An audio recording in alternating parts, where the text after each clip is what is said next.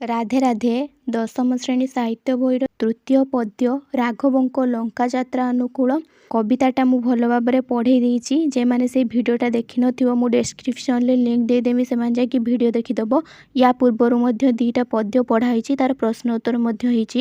ସେଇ ଭିଡ଼ିଓ ଗୁଡ଼ା ବି ଡେସ୍କ୍ରିପସନ୍ରେ ଲିଙ୍କ୍ ଦେଇଦେବି, ସେଇ ଭିଡ଼ିଓ ବି ଦେଖିଦେବ। ଦେଖ, ରାଘବଙ୍କ ଲଙ୍କା ଯାତ୍ରା ଅନୁକୂଳ ମୁଁ ପଢ଼େଇଲା ବେଳେ କହିଥିଲି ରାଘବ ମାନେ କ'ଣ? ଶ୍ରୀରାମଚନ୍ଦ୍ର। ଲଙ୍କା ଯାତ୍ରା ଅନୁକୂଳ ତା'ର ଅର୍ଥ କ'ଣ? ଲଙ୍କା ହେଉଛି ରାବଣର ରାଜ୍ୟ। ଯାତ୍ରା ଅନୁକୂଳ କ'ଣ? ଯାତ୍ରା ଅନୁକୂଳର ଗନ୍ତବ୍ୟର ଶୁଭାରମ୍ଭ କରିଥିଲେ। ତାହେଲେ ରାମଚନ୍ଦ୍ର ରାବଣର ରାଜ୍ୟକୁ ଯିବା ପାଇଁ ସୁଗମ ପଥ ଚୟନ କରିଥିଲେ। ସେଇ ବିଷୟରେ ଏଠି କବିତାରେ ପଢ଼ାଯାଇଛି, ବୁଝାଯାଇଛି ଭଲ ଭାବରେ। ଯେମାନେ ଦେଖିନଥିବ ସେମାନେ ଭିଡ଼ିଓଟା ଦେଖିଦେବ। ତାପରେ ଦେଖ, ଏବେ ୟାର ପ୍ରଶ୍ନ ଉତ୍ତର କରିବା। ଫାର୍ଷ୍ଟ ପ୍ରଶ୍ନ କ'ଣ ଦିଆହେଇଛି? ରାଘବଙ୍କ ଲଙ୍କା ଯାତ୍ରା ଅନୁକୂଳର ନିର୍ଦ୍ଦିଷ୍ଟ ଉତ୍ତରମୂଳକ। 1 ନମ୍ବର ପ୍ରଶ୍ନ କ'ଣ ଦିଆଗଲା? ପ୍ରତ୍ୟେକର 3ଟି ଲେଖାଏଁ ପ୍ରତିଶବ୍ଦ ଲେଖ। ତାହେଲେ ସିନ୍ଧୁର ପ୍ରତିଶବ୍ଦ ମାନେ କ'ଣ ଜାଣିଛ? ତାର ଆଉ ଗୋଟେ ନାଁ। ସିନ୍ଧୁର ସେଇଭଳି ତାର ପ୍ରତିଶବ୍ଦ କ'ଣ ହେବ? ସାଗର, ଜଳଧି, ଉଦଧି। ତାପରେ ସେଇଭଳି ଦେଖ, ପର୍ବତ। ପର୍ବତର ପ୍ରତିଶବ୍ଦ କ'ଣ ହେବ? ଗିରି, ଭୂଧର, ପାହାଡ଼। ତାପରେ ଦେଖ, ଆକାଶ। ଆକାଶର 3ଟା ପ୍ରତିଶବ୍ଦ କ'ଣ ହେବ? ନଭ, ବ୍ୟୋମ, ଗଗନ। ବୁଝିପାରିଲ 1 ନମ୍ବର ପ୍ରଶ୍ନର ଉତ୍ତର। ତାପରେ ଦେଖ 2 ନମ୍ବର ପ୍ରଶ୍ନ, ନିମ୍ନଲିଖିତ ଶବ୍ଦମାନଙ୍କର ଗଦ୍ୟ ରୂପ ଲେଖ। ପ୍ରାପତି। ପ୍ରାପତିକୁ ଗଦ୍ୟ ରୂପ ଆକାରରେ ଲେଖିଲେ କ'ଣ ହେବ? ପ୍ରାପ୍ତି ହେବ। ଜନମୀ। ଜନମୀ ଶବ୍ଦର ଗଦ୍ୟ ରୂପ କ'ଣ ହେବ? ଜନ୍ମୀ। ସେଇଭଳି ଦୈବ। ଦୈବ ଶବ୍ଦର ଗଦ୍ୟ ରୂପ କ'ଣ ହେବ? ଦୈବ। ବୁଝିପାରିଲ। ତାପରେ ଦେଖ 3 ନମ୍ବର ପ୍ରଶ୍ନ କ'ଣ ଦିଆଗଲା? ନିମ୍ନଲିଖିତ ଶବ୍ଦଗୁଡ଼ିକର ବିପରୀତାର୍ଥବୋଧକ ଶବ୍ଦ ଲେଖ। ଆଶା। ଆଶାର ବିପରୀତାର୍ଥବୋଧକ ଶବ୍ଦ କ'ଣ ହେବ? ନିରାଶା ହେବ। ସେଇଭଳି ନିଶ୍ୱାସ। ନିଶ୍ୱାସର ପ୍ରଶ୍ୱାସ ହେବ। ତାପରେ ଦେଖ, ପ୍ରସନ୍ନ। ପ୍ରସନ୍ନର ବିପରୀତାର୍ଥବୋଧକ ଶବ୍ଦ କ'ଣ ହେବ? ବିଷନ୍ନ। ଜ୍ୟେଷ୍ଠ। କନିଷ୍ଠ ହେବ। ଜନ୍ମ। ମୃତ୍ୟୁ ହେବ। ପୁଣ୍ୟ ସେଇଭଳି କ'ଣ ହେବ? ପାପ ହେବ। ବିରସ। ସରସ ହେବ। 4 ନମ୍ବର ପ୍ରଶ୍ନ ଦେଖ, ନିମ୍ନଲିଖିତ ଶବ୍ଦମାନଙ୍କୁ ନେଇ ସାର୍ଥକ ବାକ୍ୟ ରଚନା କର। ବାକ୍ୟ ଗଠନ କରିବ। ପିତୃବ୍ୟ। ପିତୃବ୍ୟକୁ ବାକ୍ୟ ଗଠନ କଲେ କ'ଣ ହେବ? ଘଟୋତ୍କଚ ତାଙ୍କ ପିତୃବ୍ୟକୁ ସମ୍ମାନ କରୁଥିଲେ। ସେଇଭଳି ଦେଖ, ବ୍ୟୋମ। ବ୍ୟୋମକୁ ବାକ୍ୟ ଗଠନ କଲେ କ'ଣ ହେବ? ବ୍ୟୋମ ଭ୍ରମଣର ଅନୁଭୂତି ଅତ୍ୟନ୍ତ ସୁଖକର। ତାପରେ ଦେଖ, ପ୍ରସନ୍ନ। ପ୍ରସନ୍ନ କ'ଣ ହେବ? ପିତାଙ୍କର ପ୍ରସନ୍ନ ମୁଖମଣ୍ଡଳ ଦେଖି ପିଲାଟି ଆନନ୍ଦିତ ହେଲା। ତାପରେ ଦେଖ, ଅନୁଜ। ଅନୁଜ ଶବ୍ଦର ବାକ୍ୟ ଗଠନ କଲେ କ'ଣ ହେବ? ଲକ୍ଷ୍ମଣ ପ୍ରଭୁ ରାମଚନ୍ଦ୍ରଙ୍କର ଅନୁଜ ଥିଲେ। ତାପରେ ଦେଖ, ସତ୍ୱର। ସତ୍ୱର କ'ଣ ହେବ? ଗୁରୁଙ୍କ କଥାଟି ଶିଷ୍ୟ ସତ୍ୱର ପାଳନ କଲା। ତାପରେ ଦେଖ 5 ନମ୍ବର ପ୍ରଶ୍ନ, ସନ୍ଧି ବିଚ୍ଛେଦ କର। ବଜ୍ରାଘାତ। ବଜ୍ରାଘାତକୁ ସନ୍ଧି ବିଚ୍ଛେଦ କଲେ କ'ଣ ହେବ? ବଜ୍ର ଯୁକ୍ତ ଆଘାତ। ତାପରେ ଦେଖ, ପ୍ରତ୍ୟୁତ୍ତର। ପ୍ରତ୍ୟୁତ୍ତରକୁ ସନ୍ଧି ବିଚ୍ଛେଦ କଲେ କ'ଣ ହେବ? ପ୍ରତି ଯୁକ୍ତ ଉତ୍ତର। ତାପରେ ଦେଖ, ନିଶ୍ୱାସ। ନିଶ୍ୱାସକୁ ନି ଯୁକ୍ତ ଶ୍ୱାସ ହେବ ସନ୍ଧି ବିଚ୍ଛେଦ କଲେ। 6 ନମ୍ବର ପ୍ରଶ୍ନ ଦେଖ, ସେଇଭଳି ବ୍ୟାସବାକ୍ୟ ସହ ସମାସ ବାକ୍ୟର ନାମ ଲେଖ। ବିଭୂତି ଭୂଷଣ। ବିଭୂତି ଭୂଷଣର ବ୍ୟାସବାକ୍ୟ ସହ ସମାସ ବାକ୍ୟ କ'ଣ ହେବ? ବିଭୂତି ଯାହାର ଭୂଷଣ ସେଟା ବ୍ୟାସବାକ୍ୟ ହେଲା, ଆଉ ସମାସ ବାକ୍ୟ କ'ଣ? ବହୁବ୍ରୀହି ସମାସ ହେଲା। ତାପରେ ଦେଖ, ବିଂଶତିକର। ବିଂଶତିକର। ବିଂଶତିକର କ'ଣ ହେବ? ବ୍ୟାସବାକ୍ୟ। ବିଂଶ ଅଟେ ଯାହାର କର ବ୍ୟାସବାକ୍ୟ ହେଲା, ତାର ସମାସର ନାମ କ'ଣ ହେବ? ବହୁବ୍ରୀହି ସମାସ। ସେଇଭଳି ଦେବରିପୁ। ଦେବରିପୁ ଦେବଙ୍କର ରିପୁ, ସେଟା ହେଲା ବ୍ୟାସବାକ୍ୟ। ସମାସର ନାଁ କ'ଣ ହେବ? ଷଷ୍ଠୀ ତତ୍ପୁରୁଷ ସମାସ। ତାପରେ ହୀନ ପରାକ୍ରମ। ହୀନ ପରାକ୍ରମ। ହୀନ ଅଟେ ପରାକ୍ରମ, ସେଟା ହେବ ବ୍ୟାସବାକ୍ୟ। ତାପରେ ତାର ସମାସ କ'ଣ ହେବ? କର୍ମଧାରୟ ସମାସ। ବୁଝିପାରିଲ 6 ନମ୍ବର ପ୍ରଶ୍ନର ଉତ୍ତର। ତାପରେ ଦେଖ 7 ନମ୍ବର ପ୍ରଶ୍ନ କ'ଣ ଦିଆଗଲା? କେଁ କେଁ ଭଳି ଆଉ 5ଗୋଟି ଧ୍ୱନାତ୍ମକ ଯୁଗ୍ମ ଶବ୍ଦ ଲେଖ। ସେଇଭଳି ତାହେଲେ କ'ଣ ହେବ? ଆଉ 5ଟି। ପେଁ ପେଁ ଗୋଟେ ହେବ, ଗୋଟେ ମେ ମେ ହେବ, ଭେ ଭେ ହେବ, ସେ ସେ ହେବ, ହେ ହେ ହେବ। ହେଲା 5ଟା। ତାପରେ ଦେଖ, କ୍ଷୁଦ୍ର ଉତ୍ତରମୂଳକ। ଆମେ ଯେଉଁ କବିତାଟା ପଢ଼ିଥିଲେ, କବିତାର ପ୍ରଶ୍ନ ଦିଆହେଇଛି, ସେଇଟାକୁ ଆମେ ଉତ୍ତର ଲେଖିବା। 8 ନମ୍ବର ଦେଖ, ସିନ୍ଧୁକୁ ପୋତିବା ପାଇଁ ରାମଚନ୍ଦ୍ର କାହିଁକି ସ୍ଥିର କଲେ? ଉତ୍ତର ତାହେଲେ କ'ଣ ହେବ? ଲଙ୍କାକୁ ଯାତ୍ରା କରି ସୀତାଙ୍କୁ ପ୍ରାପ୍ତ ହେବା ନିମନ୍ତେ ରାମଚନ୍ଦ୍ର ସିନ୍ଧୁକୁ ପୋତିବା ପାଇଁ ସ୍ଥିର କଲେ। ସିନ୍ଧୁର 2ଟା ପ୍ରତିଶବ୍ଦ କହିଥିଲି, ତାହେଲେ ସିନ୍ଧୁ କ'ଣ ଜାଣିଛ? ସାଗର, ଯେଟା ଜଳଧି, ସେଟା ସିନ୍ଧୁ ହେଉଛି ସାଗର। ବୁଝିପାରୁଛ ସମସ୍ତେ। ତାପରେ ଦେଖ 9 ନମ୍ବର ପ୍ରଶ୍ନ କ'ଣ ଦିଆଗଲା? କବିତାରେ ରାଘବ ଶବ୍ଦଟି କାହା ଉଦ୍ଦେଶ୍ୟରେ ବ୍ୟବହାର କରାଯାଇଛି? ଏବେ କହିଲି କବିତାଟି ରାଘବ ଶବ୍ଦଟି ରାମଚନ୍ଦ୍ରଙ୍କ ଉଦ୍ଦେଶ୍ୟରେ ବ୍ୟବହାର କରାଯାଇଛି। 10 ନମ୍ବର ପ୍ରଶ୍ନ ଦେଖ, ବରୁଣଙ୍କୁ ପ୍ରସନ୍ନ କରିବା ପାଇଁ ରାମଚନ୍ଦ୍ର କ'ଣ କଲେ? वरुण को प्रसन्न करने रामचंद्र कुशासन अनशन व्रत आरंभ कले। 11 नंबर प्रश्न देख, रावण शुक सारण माध्यम विभीषण पाखक की वार्ता पठाई थिले? उत्तर ताहले कौन हम? रावण शुक सारण माध्यम विभीषण पाखक वार्ता पठाई थिले जे विभीषण पितृतुल्य बड़ भाई कथा को मंद न भावी राज विभूति त्याग करी सन्यासीर शरण नेबा उचित नुहे बोली पठेइथिले। 12 नंबर प्रश्न देख, अंगद निकट को रावण की संदेश प्रेरणा कले? उत्तर ताहले कौन हम? अंगद निकट को रावण संदेश प्रेरणा करथिले जे अंगद पितृहंता प्रति भक्ति न करी कलह रचना करी पितांकर सान भाई वो सैन्य सामंत सहित प्रत्यावर्तन करू बोली पठेइथिले। 13 नंबर प्रश्न देख, रावण को वार्ता नहीं अंगद निकट को किए आसीथिले? रावण को वार्ता नहीं अंगद निकट को शुक सारण आसीथिले। 13 नंबर चाहे भल भाव बुझी पारल। तापर देख 14 नंबर कौन दिगला? तापर 14 नंबर प्रश्न देख, रावण को वार्ता शुणी अंगद की प्रतिक्रिया प्रकाश कले? उत्तर ताहले कौन हम? रावण वार्ता शुणी अंगद वज्राघात सम चापुड़ा प्रहार कले। तापर से भली 15 नंबर प्रश्न देख, मंत्रीद्वय रावण को निकट में की उक्ति प्रकाश कले? उत्तर ताहले कौन हम? मंत्रीद्वय रावण को निकट में प्रकाश कले जे सीता को समर्पण कले विभीषण प्रत्यावर्तन करिवे, अंगद वज्र भली चापुड़ा प्रहार कले एवं रामंकर सैन्यबल शंख प्रमाणर अटे। तापर 16 नंबर प्रश्न देख, अंगदंक शक्त चापुड़ा प्रहार रे मंत्रीद्वयंकर की अवस्था होइतिला?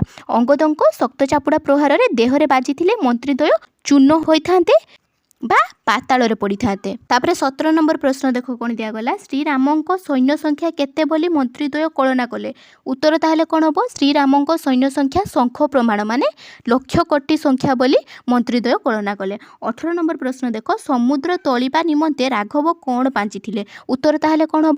समुद्र तोलिबा निमंते राघव कुशसज्जा रचना करी वरुण को तृप्त करने को बांचिथिले। 18 नंबर जाए भल भाव बुझीपार। तापर देख 19 नंबर कौन दिगला? प्रश्न देख, सप्रसंग सरलार्थ। आम पद्यरू 3टा पद दिखाई, 3टा पदर आम सरलार्थ लिखा 3टा। 19 नंबर प्रश्न कौन दिखाई?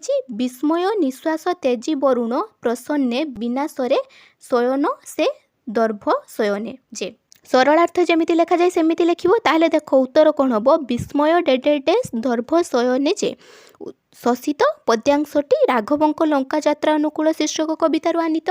आलोच्य प्रसंग कवि सम्राट उपेन्द्र भंज श्रीरामंक वरुण उपासना विषय रे वर्णना करिसेंती। लंकार राजा रावण सीता को अपहरण करि नेबा वार्ता पाई रामचंद्र सीता को उद्धार करने निमंते प्रयास करथिले। समुद्र पार होई लंका यात्रा पाई से समुद्र रे बंध बांधिबा को विचार कले। कपिसेना जेते पर्वत आनी समुद्र रे पकाइले मध्य ताहा बुड़ीगला। एथिरे विस्मित होई श्रीराम वरुण देवता को तृप्त करने को उपासना व्रत कले। असन त्यागपूर्वक कुशासन रे से वरुण को भक्ति निवेदन कले। प्रसंगटी श्रीराम को तपनिष्ठा प्रतिफलित। बुझीपार 19 नंबर सरलार्थ। तापर देख 20 नंबर सरलार्थ कौन दिगला? विभूति की भुंजुथिलु विभूति भूषणे बड़ कूले जनमी शरण की कारणे जे। ताहले उत्तर कौन हम? विभूति की डेडेडेस कारण जे शशित पद्यांशटी रावणंक लंका यात्रा अनुकूल शीर्षक कवितार आनीत। आलोच्य प्रसंग रे कवि सम्राट उपेन्द्र भंज रावण शुकसारणଙ୍କ द्वारा विभीषणଙ୍କ निकट को पठाइथिबा वार्ता विषय वर्णना करिसेंती। रावणर कटुक्ति और मंद व्यवहार रे असंतुष्ट होई विभीषण श्रीरामंक शरण नैथिले। लंकापुर छाड़ी श्रीरामंक पक्षरे थिबा सान भाई को पाखकू फेराई आनिबा निमित्त रावण शुक और सारण मंत्रीद्वय को तांको निकट को चार रूपे प्रेरणा करथिले। रावणर वार्ता थिला जे राज विभूति जुथिबा विभीषण उच्चकूल रे जन्म होई जणे सन्यासीर शरण नेबा अनुचित। ज्येष्ठ भाई पितृतुल्य होइथिबारु तांको कथा को मनरे न धरी विभीषण लंका को फेरी आसतु। प्रसंगटी शिक्षामूलक। बुझीपार 20 नंबर सरलार्थटा भी। 21 नंबर सरलार्थ देख, बाजी थिले चूर्ण बा पाताले भजी थिबो विंध्य भानु तसी हेले बंचाई दैव जे। ताहले 21 नंबर सरलार्थर उत्तर कौन हम? बाजी थिले डेडेडे दैव जे शशित पद्यांशटी राघवंक लंका यात्रा अनुकूल शीर्षक कवितार आनीत। आलोच्य प्रसंग कवि कवि सम्राट उपेन्द्र भंज रावण निकटरे शुकसारणଙ୍କ भाववेग विषय वर्णना करिसेंती।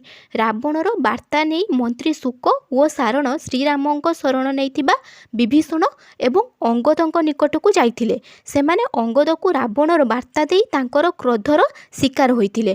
क्रोध जर्जरित अंगद वज्राघात भली जो चापुड़ा प्रहार करथिला ताहा तांको देहरे बाजिथिले सेमाने चूर्ण होई जाइथान्ते अथवा पातालगामी होइथान्ते, किंतु विधातांको आशीर्वादरु जीवन बंचाई पारिले। प्रसंगटी वास्तवधर्मी। बुझी पारले 21 नंबर जाए। तापर देखो 22 नंबर प्रश्न कौन दियागला। प्रश्न कौन दियागला दीर्घ उत्तरमूलक लंग क्वेश्चन लिखिबो। 22 नंबर कौन दियाहेछि लंका यात्रा निमंते राघवଙ୍କ प्रयास वर्णना कर। उत्तर ताहले कौन हम कवि सम्राट उपेन्द्र भंज रीतियुग्य काव्य साहित्यर सर्वश्रेष्ठ बिंधाणी। से सप्तदश शताब्दीर शेष भाग में घुमुसुर राजवंशरे जन्मग्रहण करथिले। राम तारक मंत्र जप करी महाप्रभु श्रीरामଙ୍କ कृपारु तांकर प्रचंड कवित्व शक्ति लाभ होइतिला।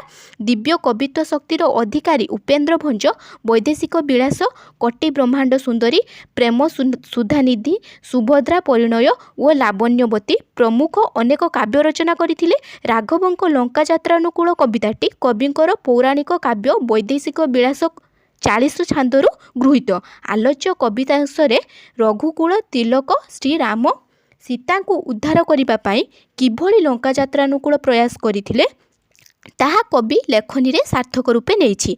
कवितार आरंभरू कवि उल्लेख करिसेंती बलिला राघव आशा सीता प्रापंती रे विचारिले सिंधुपति जीवा पर्वतरे जे। श्रीराम पितृसत्य पालन करी वनवास करुथिबा समय रे पंचवटी अरण्यरू रावण सीता को चोराई नेइथिला।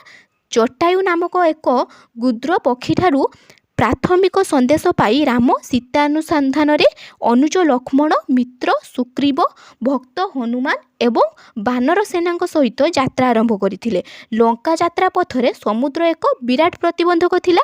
तेणु राम विचार कले जे से पर्वत पकाई समुद्र को पति पथ निर्माण करी लंका यात्रा करिवे। तांकर एही प्रयास को सफल करने को बानर सेना आगे आसीथिले, किंतु जेते पर्वत पकाइले मध्य ताहा समुद्र रे बुड़ी गला। कविंक वर्णना रे बुड़ी गला पकाइले कपि जेते गिरी बुद बुद नदी से जल फी फी कृत करिजे। सीता प्राप्ति उद्वेगरे थिबा रामचंद्र एभली घटना देखि विस्मय होइगले। दीर्घश्वास पकाई से एहार समाधान पाई वरुण देवतांको सहायता भिक्षा करी असन त्याग करी कुशासन रे रही ताहांकु उपासना कले। वास्तविक लंका यात्रा निमंते राघवଙ୍କ प्रयास कवि सृष्टि रे बलिष्ठ होई परिछि। बुझीपाल 22 नंबर लंग क्वेश्चन केमिति लिखिबो। तापर देखो 23 नंबर लंग क्वेश्चन टा पठित कवितारू रावणर कूटनीति संपर्क में आलोचना कर। ताहले उत्तर कौन हम कवि सम्राट उपेन्द्र भंज सप्तदश शताब्दीर शेष भाग में घुमुसुर राजवंशर जन्मग्रहण करथिले। से थिले मध्ययुगर श्रेष्ठ आलंकारिक कवि। राम तारक मंत्र साधन बल में तांकर दिव्य कवित्व लाभ होइतिला। से वैदेशिक विलास, कटी ब्रह्मांड सुंदरी, लावण्यवती और प्रेम सुधानिधि आदि अनेक काव्य रचना करथिले। राघवଙ୍କ लंका यात्रानुकूल शीर्षक कविताटी कवि लेखनीर एक बलिष्ठ झलक। यह राम काव्य वैदेशिक विलास 40 छांदरू गृहीत। लंकार रावण किभली कूटनीति दक्ष थिले ताहा कवि वर्णना रे वास्तव रूप लाभ करिछि। लंकार राजा रावण सीता को चोरी करि नेबा परे श्रीरामଙ୍କ सहित तांकर शत्रुता उपजिथिला।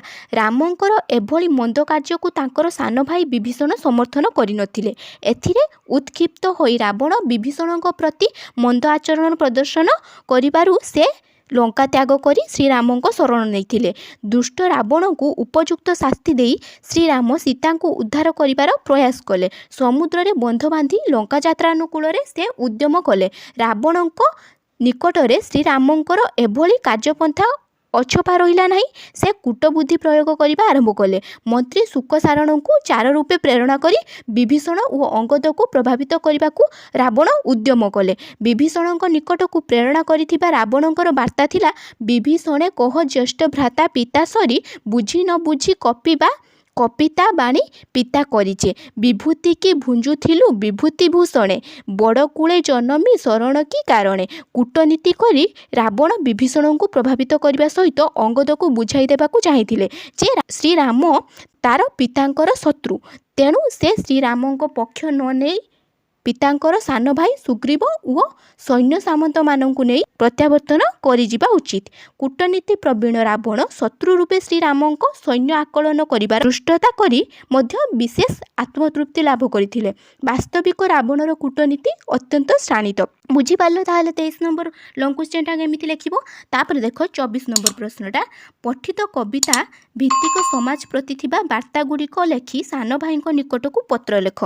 पत्र समस्ते लेखि शिखिछ। देख ताहले पत्र केमिति लेखिबो। उत्तर ताहले केमिति लेखिबो स्नेहर रमेश ताहले तमर बाँ साइड रो लेखिबो तमर स्नेहर जहाँ पाखक देखुच चिठीटा ता नाटा लेखिबो। रमेश हो राम हो श्याम हो हरि हो जहाँ हो लेखिबो सेटा को के साइड रो लेखिबो बाँ साइड रो लेखिबो। तापरे डाहाण साइड रो कोन लेखिबो तार जागा ना तार स्थान ना आउ डेट पकेइबो केते तारीख लेखा होची तमर लेखुच तमे जो चिठीटा। तापरे देखो कोन लेखिबो तापर ठू आरंभ करिबो मोर आशीर्वाद ग्रहण करिबो माने कोन सान भाई निकट को लेखुच बोली आशीर्वाद जदि बड़ों पाखक लेखिता तो कोन मते आशीर्वाद देबे बोली लिखिता तो एठी आशीर्वाद ग्रहण करिबो माने मोठू नबू तोर सांग साथी माननकु मोर स्नेह जणाई दबु। तू प्राय 2 मास हैला चिठी पत्र देउनाउ तू गला बेले मु तते पाठ पढ़ा नै 2 पद टाण कथा कही बोली बोध हुए अभिमान करिचो जहाँ लेखिबा कथा तमे तम इच्छार लेखिपार किंतु तू मने रख बड़ भाई पितृतुल्य सान भाईर मंगल पाई बड़ भाईर प्राण सबुबेले व्याकुल हुए। तेणु तोर भल पाई मु तते कहिथिबा कथा मनरे धरिबु नाही। मने रख जीवन रे अनेक कथा शिक्षा करबाकू अछि। तो साहित्य बहिर राघवंक लंका यात्रा अनुकूल कविता पढ़िले जानिबु काहारी सहित शत्रुता करिबु नाही कौनसी अन्याय कार्य करिबु नाही मनस्कामना पूर्ण पाई ईश्वर को प्रार्थना करिबु। तोर ए वर्ष मैट्रिक परीक्षा तेणु सफलता लाभ पाई यत्नशील हेबु देह जगी चलिबु ठीक समय रे ठीक काम करिबु पत्र पाई पत्र देबु आंभे माने एठारे भलरे अछु ईश्वर को दयारु तू सेठारे भलरे थिबु इति तोर बड़ भाई। ताहले प्रेरक और ग्राहक ठिकणा लेखिबो। प्रेरक के साइड रे लेखंती बाँ साइड रे लेखंती प्रेरक प्रेरकर अर्थ कौन जी दौची तमे दौच तुम ना लेखिबो तुम गाँ ना लेखिबो तुम जिला ना लेखिबो साइड रो लेखिबो। ग्राहक ग्राहकर अर्थ कौन जी पाउची तुमर जी पाइबो तार सेटा केठी लेखिबो डाहाण साइड रे लेखिबो सेई दीटा सेगुड़ाक ठीक करी करिका लेखिबो मार्क फुल पाइबो नने पाइबोनी। देखो ताले कौन लेखिबो ग्राहक जहाँ को दौच जी पाइबो ता ना माने तुम सान भाई पाखक दौच ता ना लेखिबो बुझिलो सी केडी रहिछि ता जिला ना ता पिनकोड नंबर सब लेखिबो बुझिलो हे गला बुझी पारलो। राघवंक लंका यात्रा अनुकूल प्रश्न उत्तर गुड़ा देख तापर यार पर पद्यटा पढ़ा जे मैंने फास्ट थर पर वीडियो देखुव वीडियो को लाइक करिवो चैनल को सब्सक्राइब करके रखिथिबो जेते बेले मु चिलिकार साहित्यन दृश्य पढ़ेबी जेन तुमे माने पाई परिबो। वीडियो को जदि भल भाव बुझी पारलो ताले वीडियो को सांग साथी सहित शेयर करिवो हैला।